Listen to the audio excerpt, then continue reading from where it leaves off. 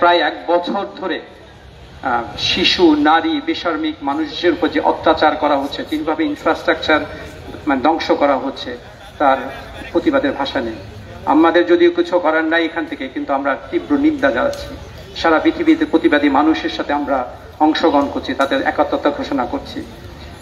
Israel যেভাবে ফিলিস্তিন একটা জাতিকে নিশ্চিহ্ন করা, জাতিগত নিধনের যে পরিকল্পনা নিয়েছে, তার প্রতিবাদ আমি জানাচ্ছি।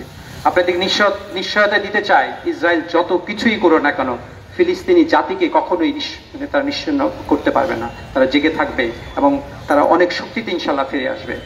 আপনারা দেখেন সারা পৃথিবীর যে শক্তিশালী দেশগুলো আছে, তারা একাত্মবদ্ধ সবাই একত্রে এই ইসরায়েল রাষ্ট্রকে তারা সমর্থন দিয়ে আছে।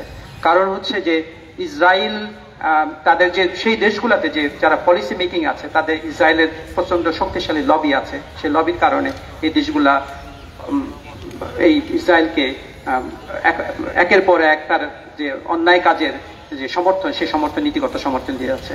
এখানে আমাদের মুসলমান যেসব দেশগুলো আছে, আমরা যারা অন্য দেশগুলো আছে, তাদেরকে একত্রিত হতে হবে, একত্রিত হয়ে এই প্রতিবাদ করতে হবে।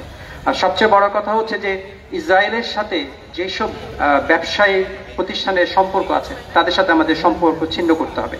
এবং ইসরায়েলের যে ইকোনমিক যে চ্যানেল আছে, তাদের যে চ্যানেলের মাধ্যমে তারা আয় করে, সেই চ্যানেলগুলো থেকে আমাদেরকে আঘাত করতে হবে। এবং আমরা এটা মেকশিওর করতে, আমাদের মতো দেশগুলোর থেকে যাতে ইকোনমিক্যালি কোনো অবস্থায় ইসরায়েল বেনিফিটেড না হয়।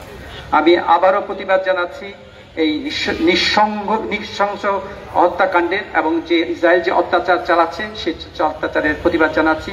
এবং অবিলম্বে সকল দেশকে, বিশেষ করে জাতিসংঘের যে 5টি দেশ আছে, তাদেরকে আহ্বান জানাচ্ছি এই হত্যাযজ্ঞ বন্ধে পূর্ণাঙ্গ ব্যবস্থা গ্রহণ করার জন্য।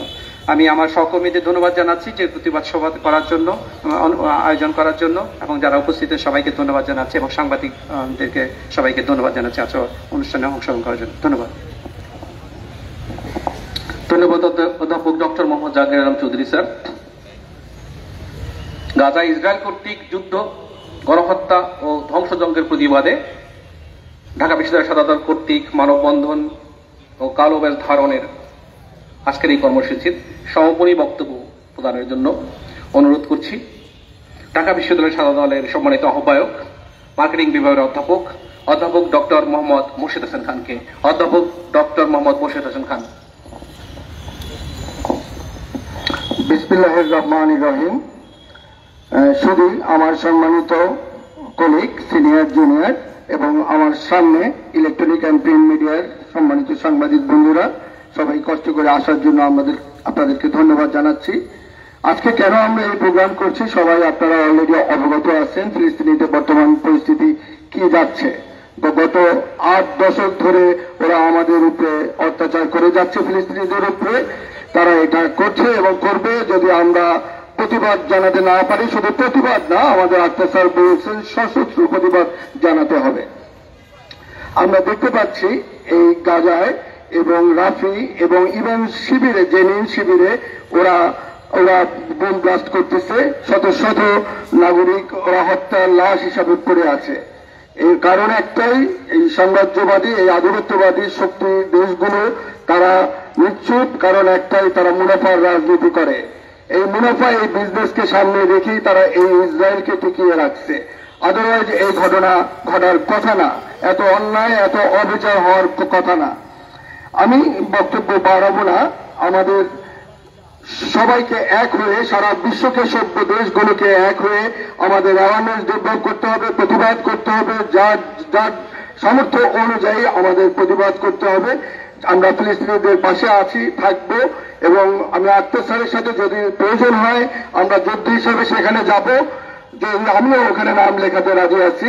এই বলে আমি আমার বক্তব্য শেষ করছি। খোদা হাফেজ। ধন্যবাদ সবাইকে। এবং আজকে সমাবেশ সমাপ্তি ঘোষণা করছি। সাংবাদিক বন্ধুদেরকে বিশেষভাবে ধন্যবাদ জানাচ্ছি।